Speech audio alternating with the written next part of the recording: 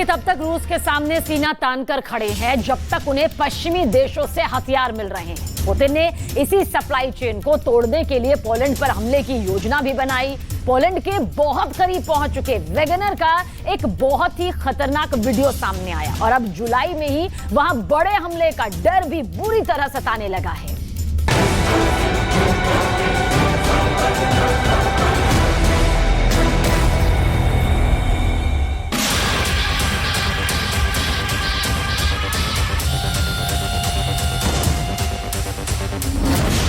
Video number 1, video number 2, video number 3, video number 4, video number 5। Belarus की जमीन पर Poland की सीमा के पास वैगनर ग्रुप बेलारूस की सेना को ट्रेंड कर रहा है। आप जानेंगे तो ताज्जुब करेंगे कि जिस वैगनर ग्रुप के विद्रोह की इतनी आग भड़की, क्या क्या नहीं कहा गया वैगनर चीफ येवगेनी पिरोगजिन के लिए, लेकिन अब यही वैगनर पोलैंड पर हमले की तैयारी कर रहा है। वैगनर इस अटैक में अकेला नहीं होगा, बल्कि रूस का बेस्ट फ्रेंड बेलारूस भी उसके साथ होगा। वैगनर ने सिर्फ पोलैंड पर हमले की प्लानिंग तैयार नहीं की है, बल्कि वैगनर ग्रुप के दुश्मन यूरोप के दूसरे देशों को भी निशाना बनाने की तैयारी कर रहा है। ये वीडियो इसीलिए जारी किए गए हैं ताकि यूरोप इसका मतलब समझ पाए।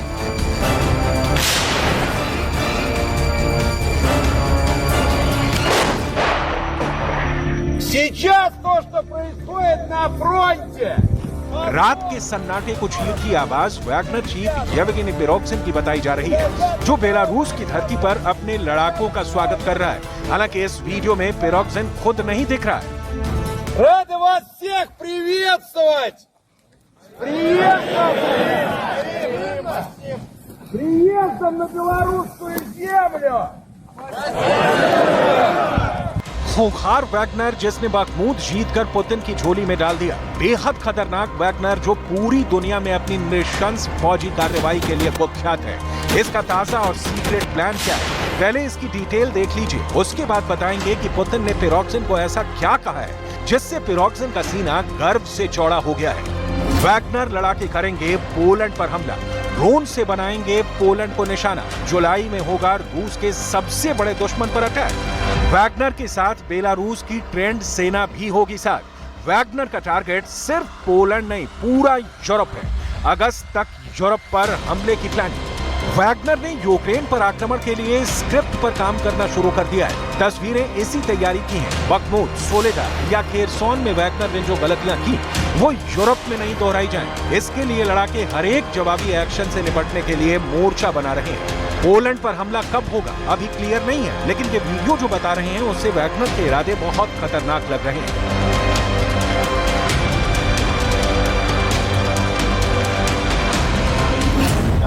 Реально, действительно агрессивный способ,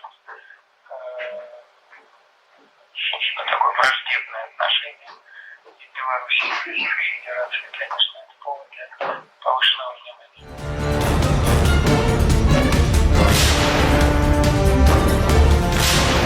कहा जा रहा है कि प्राइवेट आर्मी के लिए बेलारूस की राजधानी मिन्स्क के दक्षिण पूर्व में एक नया सैन्य अड्डा बनाया जा रहा है। रूस की मीडिया के मुताबिक ये सैन्य अड्डा बेलारूस के कस्बे ओसिपोविची में बनाया जा रहा है। यूरोपीय स्पेस एजेंसी के सैटेलाइट तस्वीरों से पता चला है कि यहाँ तसेल गांव के पास 14 जून तक जमीन खाली थी, लेकिन अब वहाँ पर नए निर्माण को तेजी से पूरा किया जा रहा है।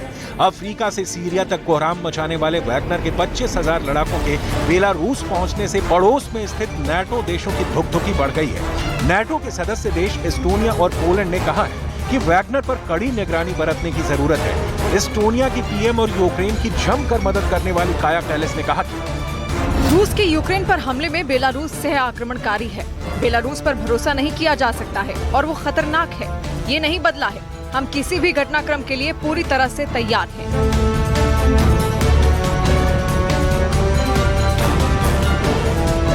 एस्टोनिया नाटो का सदस्य देश है, लेकिन रूस को खतरा एस्टोनिया से कम पोलैंड से सबसे ज्यादा है। इसका कारण समझने के लिए आपको पोलैंड की भौगोलिक स्थिति समझनी होगी। पोलैंड की सीमाएं पश्चिम में जर्मनी, दक्षिण में चेक गणराज्य और स्लोवाकिया, पूर्व में यूक्रेन, बेलारूस और लिथुआनिया और उत्तर में बाल्टिक सागर और रूस के कैलिनिनग्राड ओब्लास्ट से लगती है। ये पोलैंड है जिसके रास्ते पश्चिमी देशों से यूक्रेन को भर भर कर हथियार सप्लाई होते रहे हैं। रूस कई बार पोलैंड को धमका चुका है कि यूक्रेन को मदद करना बंद करे, लेकिन पोलैंड के पीछे नाटो खड़ा है और पुतिन की सुनने की पोलैंड के पास कोई मजबूरी नहीं है। लिहाजा पोलैंड वही कर रहा है जो नाटो का ऑर्डर होता है। अब सवाल है कि अगर पुतिन पोलैंड पर वैगनर ग्रुप को हमले का आदेश देते हैं तो हालात बहुत बदतर हो सकते हैं, क्योंकि नाटो का संविधान कहता है कि 31 सदस्य देशों में से अगर किसी पर हमला होता है तो यह हमला सीधे नाटो के खिलाफ माना जाएगा और सभी नाटो देश इसका मिलकर सामना करेंगे। पुतिन अब तक इस तरह की परिस्थिति से बचते रहे हैं, लेकिन लगता है कि अब पुतिन ने रणनीति बदल दी है। वैगनर आर्मी का पोलैंड के बॉर्डर पर हाजिर होना इसकी तस्दीक करता है कि कुछ बड़ा होने वाला है।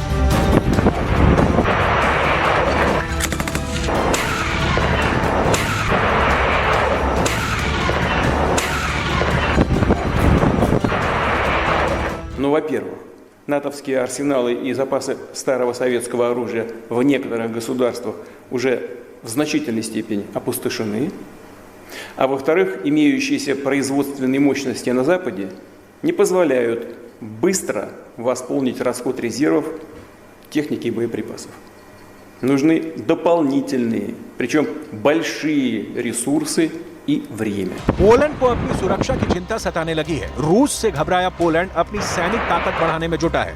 पोलैंड 15 अगस्त को अपने सशस्त्र बल दिवस पर एक भव्य परेड का आयोजन कर शक्ति प्रदर्शन करने की भी योजना बना रहा है। इस परेड में उन हथियारों को शामिल किया जाएगा जिसे पोलैंड ने हाल में ही हासिल किया है। 2018 के बाद ये पहली बार है कि परेड राजधानी वार्सो में आयोजित की जाएगी।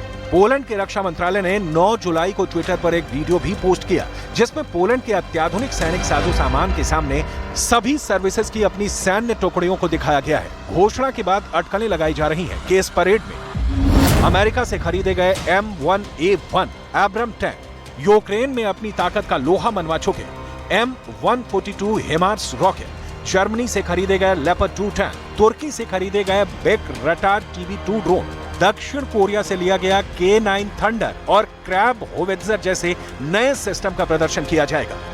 हालांकि इसे लेकर पोलैंड के रक्षा मंत्रालय ने अभी तक कोई आधिकारिक ऐलान नहीं किया है, लेकिन वैगनर के अपने बॉर्डर पर एक्टिव होने के बाद पोलैंड शक्ति प्रदर्शन जरूर कर सकता है। पोलैंड की हथियार सप्लाई रूट के बाधित होने का मतलब है कि ज़ेलेंस्की को हथियारों की सप्लाई में भारी कमी का होना, जो नाटो कभी नहीं चाहेगा, और पुतिन के पास पोलैंड को रोकने के लिए दूसरा कोई विकल्प भी नजर नहीं आ रहा।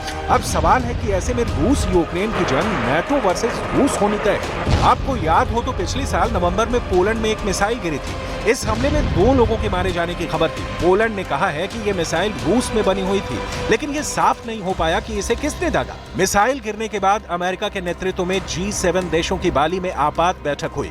जाहिर है पोलैंड के खिलाफ रूस एक्शन में तो बहुत पहले से है। अब वैगनर को ड्यूटी पर तैनात कर पुतिन ने इरादा लाउड एंड क्लियर कर दिया है।